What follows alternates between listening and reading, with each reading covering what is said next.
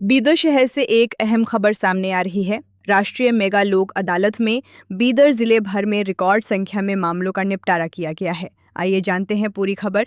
राष्ट्रीय विधिक सेवा प्राधिकरण और Karnataka state legal services authority के निर्देशानुसार 11 जुलाई को आयोजित राष्ट्रीय मेगा लोक अदालत में बीदर जिले में कुल 74,056 मामलों का निपटारा किया गया। जिला एवं सेशंस जज डिस्ट्रिक्ट लीगल सर्विसेज अथॉरिटी के चेयरमैन एस.बी. रहमान और सीनियर सिविल जज और मेंबर सेक्रेटरी राघवेंद्र उपाध्याय ने मंगलवार को आयोजित प्रेस कॉन्फ्रेंस में ये जानकारी दी। उन्होंने बताया कि इस लोक अदालत के माध्यम से संबंधित पक्षों को कुल 43 करोड़ 28 लाख 36,872 रुपये का मुआवजा प्रदान किया गया है। लोक अदालत में अदालतों में लंबित 9,416 मामलों का निपटारा किया गया, जिनमें 13 करोड़ 57 लाख 57,791 रुपये की राशि का समझौता हुआ।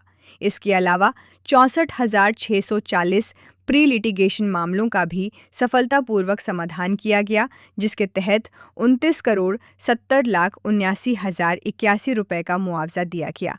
इस दौरान 10 वरिष्ठ नागरिकों से जुड़े मामलों का भी निपटारा किया गया। वहीं प्रधान जिला एवं सत्र न्यायालय में 92 लाख रुपए के एक महत्वपूर्ण मामले का भी समाधान किया गया। इस लोक अदालत की सबसे खास बात ये रही कि 8 वैवाहिक विवादों को आपसी समझौते के जरिए सुलझाया गया और 8 परिवारों को फिर से एक साथ लाया गया। इनमें औराद के 3, हुमनाबाद के 3, बसवा कल्याण का 1 और बीदर का 1 मामला शामिल है। इस अवसर पर जिला एवं सेशंस जज एस.बी. रहमान और डिस्ट्रिक्ट लीगल सर्विसेज अथॉरिटी के मेंबर सेक्रेटरी राघवेंद्र उपाध्याय ने बताया कि 18 जुलाई को एनआई एक्ट से जुड़े मामलों के लिए विशेष लोक अदालत का आयोजन किया गया है। उन्होंने लोगों से अपील की कि वे अधिक से अधिक संख्या में इसमें भाग लेकर इस अवसर का लाभ उठाएं। इस प्रेस कॉन्फ्रेंस में जिला विधिक सेवा प्राधिकरण के कर्मचारी जगदीश्वर दोरे, आकाश सज्जन समेत अन्य अधिकारी भी मौजूद रहे। ऐसी ही ताज़ा और भरोसेमंद खबरों के लिए K1EN न्यूज़ को लाइक, शेयर और सब्सक्राइब करना ना भूलें। धन्यवाद। ನಮಗೆಲ್ಲ ಗೊತ್ತಿರುವ ಹಾಗೆ ಮೊನ್ನೆ ಶನಿವಾರ ಅಂದರೆ 11/7/2026ರಂದು ನಾವು ರಾಷ್ಟ್ರೀಯ ಲೋಕ ಅದಾಲತನ್ನು ನಮ್ಮ ನ್ಯಾಯಾಲಯದಲ್ಲಿ ಅಂದರೆ ಒಟ್ಟಾರೆ ಇಡೀ ಜಿಲ್ಲೆಯಲ್ಲಿ ಮಾಡಿದ್ವಿ. ಅದರಲ್ಲಿ ಈ ಬಾರಿಯ ಲೋಕ ಅದಾಲತ್ನಲ್ಲಿ ಒಟ್ಟು 74,056 ಪ್ರಕರಣಗಳು ಇತ್ಯರ್ಥಗೊಂಡಿವೆ. ಅದರಲ್ಲಿ ನಮ್ಮ ನ್ಯಾಯಾಲಯದಲ್ಲಿ ಪೆಂಡಿಂಗ್ ಇದ್ದಂಥ ಪ್ರಕರಣಗಳು 9,416 ಮತ್ತು ಇನ್ನುಳಿದಂತೆ ಪ್ರೀ ಲಿಟಿಗೇಷನ್ ಅಂದರೆ ವ್ಯಾಜ್ಯ ಪೂರ್ವ ಪ್ರಕರಣಗಳು ಯಾವ ನ್ಯಾಯಾಲಯಕ್ಕೆ ಬರ್ಬೋದಾದಂಥ ಪ್ರಕರಣಗಳಿದ್ವೋ ಅಂತಹ ಪ್ರಕರಣಗಳನ್ನು ಕೂಡ ಇತ್ಯರ್ಥಪಡಿಸಲಾಗಿದೆ. ಇದರಲ್ಲಿ ಒಟ್ಟು ಕಕ್ಷಿದಾರರಿಗೆ ಪರಿಹಾರದ ಮೊತ್ತ 43,28,36,872 ರೂಪಾಯಿ ಪರಿಹಾರ ಸಿಕ್ಕಿದೆ. ಈ ಒಂದು ಲೋಕ ಅದಾಲತ್ನ ವಿಶೇಷ ಅಂದರೆ ಜಿಲ್ಲೆಯಾದ್ಯಂತ ವೈವಾಹಿಕ ವ್ಯಾಜ್ಯಗಳನ್ನು ಇತ್ಯರ್ಥಪಡಿಸಿದ್ದೀವಿ. ಅಂದರೆ ಬಹಳ ದಿನಗಳಿಂದ ಜೀವನಾಂಶ ಕೋರಿ ಒಂದು ಕೇಸ್ ಹಾಕಿರ್ಬೋದು, ಡೈವರ್ಸ್ ಹಾಕಿರ್ಬೋದು, ರೆಸ್ಟಿಟ್ಯೂಷನ್ ಆಫ್ ಕಾಂಜುಗಲ್ ರೈಟ್ಸ್ ಹಾಕಿರ್ಬೋದು. ಅಂತಹ ಪ್ರಕರಣಗಳಲ್ಲಿ ಅವರಿಬ್ಬರನ್ನು ಮನವನ್ನು ಒಲಿಸಿ ಅವರ ಮನಪ್ರವರ್ತನೆ ಮಾಡಿ 8 ದಂಪತಿಗಳನ್ನು ಜೋಡಿ ಮಾಡಿ ಮನೆಗೆ ಕಳಿಸಲಾಗಿದೆ. ಅದೇ ರೀತಿಯಾಗಿ 11 ಹಳೆಯ ಪ್ರಕರಣಗಳು ಅಂದರೆ 5 ವರ್ಷಕ್ಕಿಂತಲೂ ಹೆಚ್ಚಿನ ಕಾಲದಿಂದ ನಮ್ಮ ನ್ಯಾಯಾಲಯದಿದ್ದಂಥ ಪ್ರಕರಣಗಳನ್ನು ಇತ್ಯರ್ಥಪಡಿಸಲಾಗಿದೆ. 10 ಹಿರಿಯ ನಾಗರಿಕರಿಗೆ ಸಂಬಂಧಪಟ್ಟಂಥ ಪ್ರಕರಣಗಳನ್ನು ಇತ್ಯರ್ಥಪಡಿಸಲಾಗಿದೆ. ಅದೇ ರೀತಿಯಾಗಿ ನಮ್ಮ ಪ್ರಧಾನ ಜಿಲ್ಲಾ ಮತ್ತು ಸತ್ರ ನ್ಯಾಯಾಲಯದಲ್ಲಿ ಒಂದು ಎಕ್ಸಿಕ್ಯೂಷನ್ ಪಿಟಿಷನಲ್ಲಿ 92 ಲಕ್ಷದ ಒಂದು ಪ್ರಕರಣ ಇತ್ಯರ್ಥಪಡಿಸಲಾಗಿದೆ.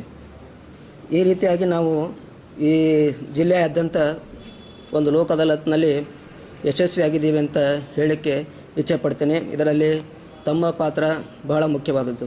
ಯಾಕಂದರೆ ಜನರಿಗೆ ಇದರ ಬಗ್ಗೆ ಅವೇರ್ನೆಸ್ ಮೂಡಿಸೋದಕ್ಕೆ ತಮ್ಮ ಒಂದು ಸಹಕಾರ ಇತ್ತು. ಅದೇ ರೀತಿಯಾಗಿ ಪ್ರಕರಣ ಇತ್ಯರ್ಥಪಡಿಸೋಕ್ಕೆ ನಮ್ಮ ನ್ಯಾಯಾಧೀಶರು ಮತ್ತು ವಕೀಲರ ಸಹಕಾರವೂ ಕೂಡ ಬಹಳ ಮುಖ್ಯವಾಗಿತ್ತು.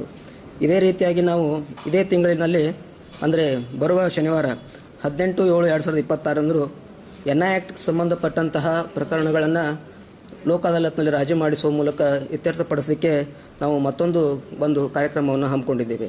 ಅದರ ಬಗ್ಗೆಯೂ ಕೂಡ ತಾವು ಹೆಚ್ಚಿನ ಪ್ರಚಾರವನ್ನು ಕೊಟ್ಟು ಅದನ್ನು ಕೂಡ ಯಶಸ್ವಿಗೊಳಿಸಲಿಕ್ಕೆ ಸಹಕಾರ ಮಾಡ್ತೀರಂತ ನಾನು ಹೇಳಿ ಒಂದೆರಡು ಮಾತುಗಳನ್ನು ಮುಗಿಸ್ತೇನೆ. ಈಗ ಸಾಹೇಬ್, ನ್ಯಾಯಾಲಯಗಳಲ್ಲಿ ಪೆಂಡಿಂಗ್ ಇರುವಂಥ ಪ್ರಕರಣಗಳು ಆದಷ್ಟು ಶೀಘ್ರವಾಗಿ ಇತ್ಯರ್ಥಗೊಳ್ಳಬೇಕು. ಜನರಿಗೆ ನೆಮ್ಮದಿಯ ಜೀವನ ಕೊಡಬೇಕನ್ನೋದೇ ಈ ಲೋಕ ಅದಾಲತ್ನ ಉದ್ದೇಶ. ನಿಮಗೆಲ್ಲರಿಗೂ ಗೊತ್ತಿದೆ, ಸಾಮಾನ್ಯವಾಗಿ ನಮ್ಮ ಇಂತಹ ಲೋಕ್ ಅದಾಲತ್, ರಾಷ್ಟ್ರೀಯ ಲೋಕ್ ಅದಾಲತ್ಗಳಲ್ಲಿ ನಾವು ಕೇವಲ ಪೆಂಡಿಂಗ್ ಇರುವಂಥ ಪ್ರಕರಣಗಳಲ್ಲೇ ಅಲ್ಲ, ವ್ಯಾಜ್ಯಪೂರ್ವ ಪ್ರಕರಣ ಅಂತ ನಮ್ಮ ಸ್ನೇಹಿತರು ಹೇಳಿದ್ರು. ಏನಂತಂದರೆ, ಇನ್ನೇನು ಅಂತಹ ಪ್ರಕರಣಗಳು ನ್ಯಾಯಾಲಯಕ್ಕೆ ಬರುವ ತಯಾರಿಲಿರ್ತವೆ, ಅಂಥ ಪ್ರಕರಣಗಳಿಗೂ ಆದ್ಯತೆ ಕೊಟ್ಟಿದ್ದೀವಿ. ಆದ್ಯತೆ ಕೊಟ್ಟು ಸಾಕಷ್ಟು ಸಂಖ್ಯೆಯಲ್ಲಿ ಅಂಥ ಪ್ರಕರಣಗಳನ್ನು ಇತ್ಯರ್ಥ ಮಾಡಿದ್ದೀವಿ. ನಿಮಗೆಲ್ಲರಿಗೂ ಗೊತ್ತಿದೆ, ಎಲ್ಲ ನ್ಯಾಯಾಲಯಗಳಲ್ಲಿ ಈ ಪ್ರಮುಖವಾಗಿ ನಮ್ಮ JMFC ನಿಮ್ಗೆ ಗೊತ್ತು, ಜುಡಿಷಿಯಲ್ ಮ್ಯಾಜಿಸ್ಟ್ರೇಟ್ ಫಸ್ಟ್ ಕ್ಲಾಸ್ ಅಥವಾ ಸಿವಿಲ್ ನ್ಯಾಯಾಲಯ, ಯಾಕಂದರೆ ಪ್ರಥಮ ಹಂತದ ನ್ಯಾಯಾಲಯಗಳಲ್ಲಿ ಹೆಚ್ಚಿನ ಪ್ರಕರಣಗಳು ಇರುವಂತಹದ್ದು ಈ ಚೆಕ್ ಬೌನ್ಸ್ ಪ್ರಕರಣಗಳು. ನಿಮಗೆಲ್ಲರಿಗೂ ಗೊತ್ತಿದೆ, ಚೆಕ್ ಬೌನ್ಸ್ ಪ್ರಕರಣಗಳು ಬಹಳಷ್ಟು ಪ್ರಕರಣಗಳು ಅಪ್ ಟು ಸುಪ್ರೀಂ ಕೋರ್ಟೆಲ್ಲ ಹೋಗಿದ್ದಾವೆ. ಉದಾಹರಣೆಗೆ ಹೇಳ್ಬೇಕಂತಂದರೆ, ನಾನು ಮತ್ತು ನನ್ನ ಸ್ನೇಹಿತರು ಹೋದ ವಾರ ಒಂದು ಸುಪ್ರೀಂ ಕೋರ್ಟಿಂದ ನಮಗೆ ಕಳಿಸಿದಂಥ ಪ್ರಕರಣ, ರಾಜಿ ಸಂಧಾನಕ್ಕಾಗಿ ಕಳಿಸಿದ್ದ ಪ್ರಕರಣ, ನಾವಿಬ್ಬರು, ನಾನು ಮತ್ತು ನನ್ನ ಸ್ನೇಹಿತರು ಕೂತ್ಕೊಂಡು ಅದನ್ನು ರಾಜಿ ಮಾಡಿದ್ವಿ. ನಿಮಗೆಲ್ಲರಿಗೂ ಗೊತ್ತಿರ್ಬೋದು, 1,60,000 ರೂಪಾಯಿ ಚೆಕ್. ಇಬ್ಬರು ಸ್ನೇಹಿತರು ಅದನ್ನು ಬರೀ 1,60,000 ಚೆಕ್ಗೋಸ್ಕರ ಅವರು ಅಪ್ ಟು ಸುಪ್ರೀಂ ಕೋರ್ಟ್ವರೆಗೂ ಫೈಟ್ ಮಾಡಿದರು. ಸಿವಿಲ್ ಜಡ್ಜ್ ನ್ಯಾಯಾಲಯದಿಂದ ಜಿಲ್ಲಾ ನ್ಯಾಯಾಲಯದಿಂದ ಮಾನ್ಯ ಉಚ್ಚ ನ್ಯಾಯಾಲಯದಿಂದ ಸರ್ವೋಚ್ಚ ನ್ಯಾಯಾಲಯದವರೆಗೂ ಹೋಗಿದ್ದರು. ಸಮಾಧಾನ ಸಮಾರೋಹ ಅಂತ ಹೇಳ್ಬಿಟ್ಟು ನಿಮಗೆಲ್ಲರಿಗೂ ನಾವು ಹೇಳಿದ್ವಿ. ಸಮಾಧಾನ ಸಮಾರೋಹ ಅಂತ ಹೇಳ್ಬಿಟ್ಟು ಆಗಸ್ಟ್ ತಿಂಗಳಲ್ಲಿ ಮಾನ್ಯ ಸರ್ವೋಚ್ಚ ನ್ಯಾಯಾಲಯದಲ್ಲಿ ಕೂಡ ಈ ಸರ್ವೋಚ್ಚ ನ್ಯಾಯಾಲಯದ ಮುಂದೆ ಪೆಂಡಿಂಗ್ ಇರುವಂಥ ಪ್ರಕರಣಕ್ಕೆ ಸಹ ಲೋಕ್ ಅದಾಲತ್ ಹಮ್ಮಿಕೊಂಡಿದೆ. ಆ ಪ್ರಕರಣಗಳಲ್ಲಿ ರಾಜಿ ಸಂಧಾನ ಮಾತುಕತೆ ಮಾಡೋದಕ್ಕೆ ನಮಗೆಲ್ಲ ಜವಾಬ್ದಾರಿ ವಹಿಸಿದ್ದಾರೆ. ಅಂತಹ ಪ್ರಕರಣದಲ್ಲಿ ನಾವು ಚರ್ಚೆ ಮಾಡಿದಾಗ ಅವ್ರನ್ನೆಲ್ಲ ಇಬ್ಬರು ಸ್ನೇಹಿತರನ್ನ ಕರೆಸಿ ನಾವು ಅವ್ರಿಗೆ ಈ ಪ್ರಕರಣ ಇತ್ಯರ್ಥ ಮಾಡ್ಕೋಬೇಕಂತ ಉತ್ಸಾಹ ಕೊಟ್ಟಾಗ, ನಿಮಗೆಲ್ಲರಿಗೂ ಗೊತ್ತು, ಅಷ್ಟೊಂದು ವರ್ಷ ಅವರು ವ್ಯಾಜ್ಯವಾಡಿ ಚೆಕ್ ಅಮೌಂಟ್ ಇದ್ದಿದ್ದೆ 1,60,000 ರೂಪಾಯಿ. ನಮ್ಮ ಮಾತಿಗೆ ಬೆಲೆ ಕೊಟ್ಟು ನಾವು ಅವ್ರಿಗೆ ರಿಕ್ವೆಸ್ಟ್ ಮಾಡಿದ್ದಕ್ಕೆ ಕಾನ್ಸಿಕ್ವೆನ್ಸಸ್ಸು ಎಲ್ಲವನ್ನೂ ಪ್ರತಿಯೊಂದು ಹೇಳಿದ್ದಕ್ಕೆ ಅವರು 1,10,000ಕ್ಕೆ ರಾಜಿ ಮಾಡಿಕೊಂಡು ಇಬ್ಬರಿಗೂ ನಾವು ಶೇಕ್ ಹ್ಯಾಂಡ್ ಮಾಡಿಸಿ ಒಬ್ರಿಗೊಬ್ರಿಗೂ ಅಪ್ಕೊಂಡು ಅವರು ಸಂತೋಷವಾಗಿ ಇಲ್ಲಿಂದ ಹೋಗುವಂಥ ರೀತಿ ಮಾಡಿದ್ವಿ. ಇದೇ ರೀತಿ ನಮ್ಮ ಪ್ರಯತ್ನ ಮುಂದುವರಿತಾ ಇದೆ. ನಿಮ್ಮೆಲ್ಲರ ಸಹಕಾರ ಇರಲಿ. ಅದೇ ರೀತಿ ನಮ್ಮ ಸ್ನೇಹಿತರು ಹೇಳೋದು, 18ನೇ ತಾರೀಕು NIAಗೋಸ್ಕರ ಸ್ಪೆಷಲ್ ಲೋಕ್ ಅದಾಲತ್ ಮಾಡ್ತಾಯಿದ್ವಿ.